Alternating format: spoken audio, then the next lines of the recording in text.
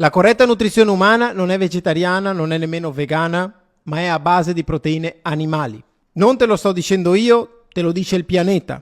Più del 90% delle piante su questo pianeta, se le consumi, starai male o alla peggio potresti addirittura morire per avvelenamento. Mentre più del 90% degli animali sono commestibili, sono densi in nutrienti per l'uomo e se basasse anche solo la sua alimentazione su prodotti di origine animale potrebbe prosperare e il pianeta stesso dà una disponibilità di oltre il 90%. Questo che cosa ci suggerisce? Che l'alimentazione umana più idonea, osservando il pianeta, non è a base di piante. Un gorilla passa l'80% della sua vita a mangiare. E tu non vuoi passare l'80% della tua vita a mangiare, tu vuoi alimenti densi in nutrienti, motivo per cui l'essere umano può mangiare molto meno.